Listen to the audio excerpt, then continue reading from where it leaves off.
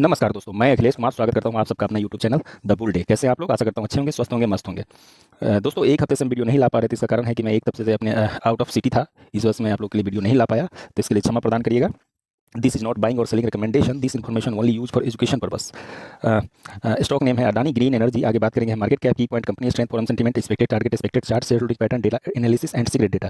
दोस्तों, कंपनी का market cap 1,63,710 crore का है। पी ट्रेलिंग 12 मंथ 145.15 है। पीबी रेशियो 15.48 है। इंडस्ट्री पी 22.87 है। Compare to industry P company share overvalued है। आप देख सकते हैं कहाँ, यहाँ 22 का है पी और यहाँ 145 है। लगभग 6 गुना महंगा है। आपको ये सब चीज़ समझना पड़ेगा। डेप्ट टू इक्विटी 6.38 है। अच्छा खासा डेप्ट भी है कंपनी के ऊपर। और आर यू 12.90% है। ईपीएस 7.12% है। दोनों नेगेटिव साइड है। डिविडेंड हिल 0% है। एंड बुक वैल्यू डिविडेंड नहीं देती है। बुक वैल्यू 66.77 है। फेस वैल्यू 10 का है। तो जिस तरह का मार्केट में हाइक बनता है अडानी के लिए, आप लोग देख सकते हैं इसका फंडामेंटल बिल्कुल खराब है। लेकिन देखो फिर भी इतना ज़्यादा हाइक बनता है इसके लिए कि आप लोग को ये सब चीज़ समझना पड़ेगा। की पॉइंट देख लेते हैं। रिन्यूएबल एनर्जी सेक्टर में ये काम करती हैं। Adani green energy limited is a renewable energy company that develop on and operate solar wind and hybrid power plants. जैसे कि आप देख सकते हैं ये ऑपरेट करती है solar wind and hybrid power plant को। रिन्यूएबल एनर्जी का इनका काम काज है। Largest renewable portfolio in India. Adani green energy है largest renewable portfolio in India with 8.4 gigawatts of operating capacity across 12 state. 12 state में ये काम करती है। आपको ये सब चीज़ समझना पड़ेगा। इनका की पॉइंट मैं इसलिए लाता हूँ ताकि आप लोग समझ सके कि इनका काम काज क्या है। बेसिकली इतना तो आप लोग जानते ही होंगे, फिर भी मेरा काम है आप लोग को बताना।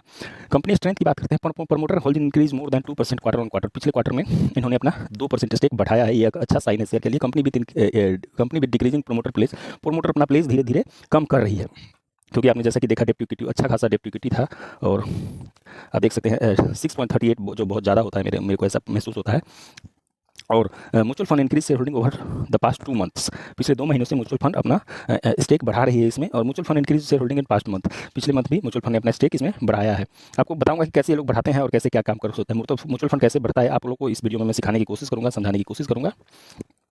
फोरम सेंटीमेंट की बात कर लेते हैं। 98% बाइंग साइड है, 2% सेलिंग साइड है। आपको समझना पड़ेगा। आप देख सकते हैं ये 6 महीने का मैंने चार्ट लेकर रखा है। आप देख सकते हैं किस तरह का ये शॉर्ट टर्म में डब्ल्यू फॉर्मेशन ये बन रहा है। आप देख सकते हैं पहले ऊपर से नीचे आया। यही होता है जब डायरेक्ट नीचे आता है ना, तो आप समझिए कि कोई बड़ी बाइंग हो रही है।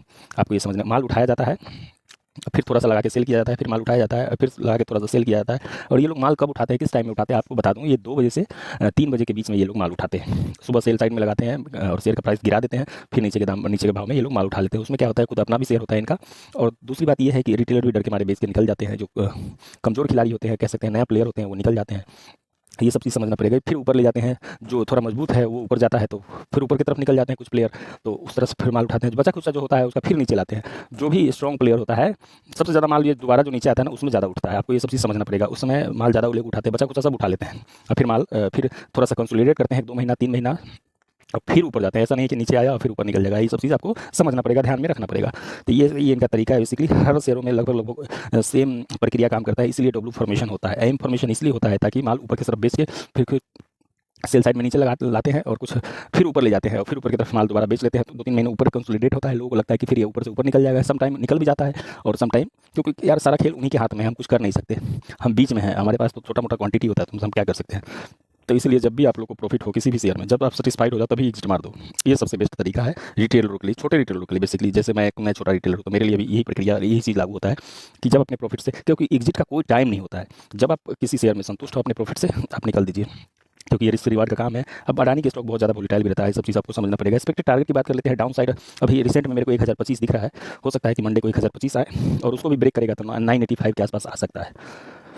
985 के आसपास मेरे को एक स्ट्रॉन्ग सपोर्ट दिख रहा है। और उसको भी अगर ब्रेक कर दिया तो प्रीवियस लो भी जा सकता है। इसमें कोई बड़ी बात नहीं होगी, क्योंकि इसमें फ्लक्चुएशन बहुत ज़्यादा होता है। तो इसमें आप धीरे धीरे, जैसे आपको सपोज आपको 10 शेयर खरीदना है, मैं 10 का दे रहा हूँ क्योंकि मैं 10 से ज़्यादा मैं नहीं खरीदता, मैं 10 ही की बात करता हूँ। इसीलिए सपोज आपको 10 शेयर खरीदना है, तो आपको ऊपर 1025 पे मैं होता तो क्या करता, 1025 पे 3 खरीद लेता, फिर 985 के आसपास फिर 3 खरीदता, प्रीवियस लो पे आता फिर 3 खरीद लेता, और उससे भी नीचे जाता फिर 3 खरीद लेता। इस तरह से मैं एसआईपी करता हूँ, अपना पोर्टफोलियो को एवरेज आउट करता हूँ और अच्छा खासा प्राइस एवरेज आउट करता हूँ। अब साइड ये इसमें 2500 प्लस का दिख रहा है और रेजिस्टेंस इसमें देख रहे हैं 1914 का।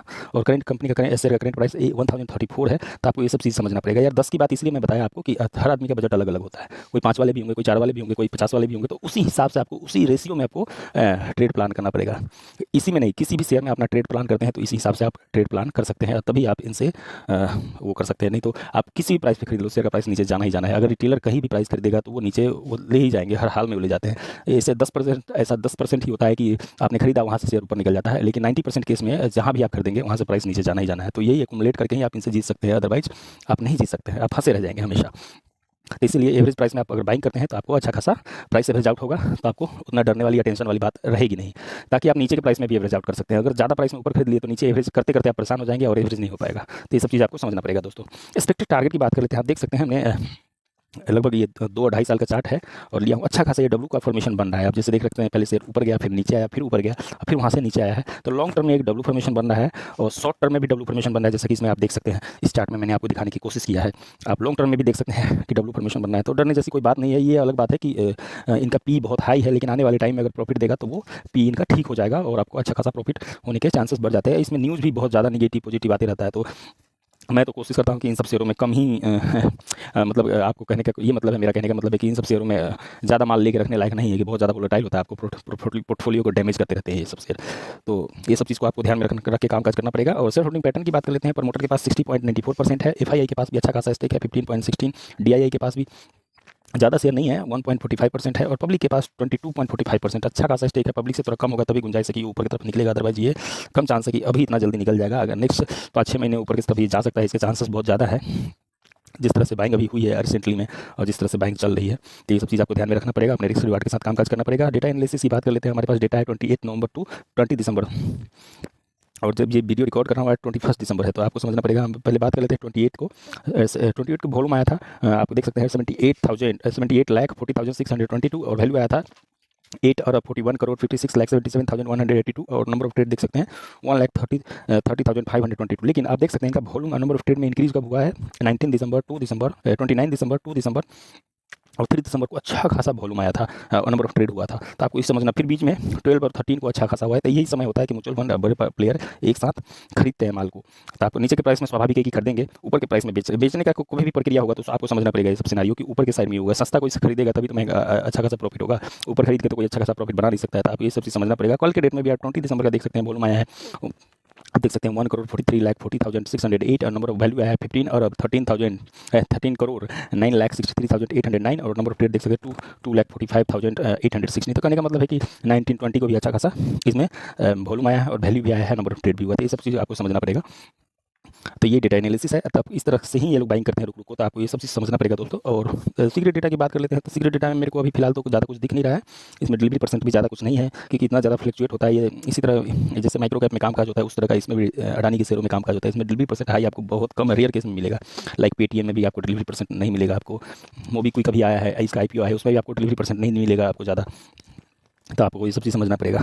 और इसमें इंट्राडे भी बहुत ज़्यादा होता है इन सब शेयरों में। जो बड़े प्लेयर होते हैं इसमें इंट्राडे भी बहुत करते हैं। तो इस डिलीवरी परसेंट के कम चांस, फिर भी मेरे को लगता है कि अच्छा खासा ये इसमें जो टुडे डिलीवरी परसेंटेज जो दिखा रहा है वो अच्छा खासा डिलीवरी आई है। तो मेरे को लगता है कि एक अपॉर्चुनिटी हो सकता है यहाँ से बाइंग का। तो आप धीरे धीरे माल उठा सकते हैं अपने रिस्क रिवार्ड के साथ और अपने स्टॉक इस स्टॉक को अपने वॉच लिस्ट में ऐड करिए और ट्रेस करते रहिए। ट्रेस करते रहिएगा तो थोड़ा आपको भी सीखने का मौका मिलेगा, समझने का मौका मिलेगा किस तरह से परफॉर्म कर रही है शेयर, अडानी का शेयर किस तरह से परफॉर्म करता है। मैं तो सीख चुका हूँ, समझ चुका हूँ थोड़ा बहुत। तो जो सीखा हूँ समझता हूँ वो आपको शेयर करने आ जाता हूँ, क्योंकि यार मेरे को ना उतना बड़ा प्लेयर नहीं हूँ मैं छोटा मोटा प्लेयर हूँ। और बस मैं सोचता हूँ कि यार मैं कामकाज कर रहा हूँ तो मेरे भाई लोग भी अपना थोड़ा सीख के अपना कामकाज करें और अपने रिस्क रिवार्ड के साथ अपना प्रॉफिट जनरेट करें। तो हमारे चैनल पे पहली बार आए होंगे तो हमारे चैनल को लाइक करिएगा, सब्सक्राइब करिएगा, शेयर करिएगा। माता रानी की कृपा आप लोग पे बना रहे, दिन दुगना रात चौगुना आप लोग ग्रो करते रहे, आगे बढ़ते रहे। जय हिंद, जय भारत दोस्तों। फिर मिलते हैं नेक्स्ट वीडियो में।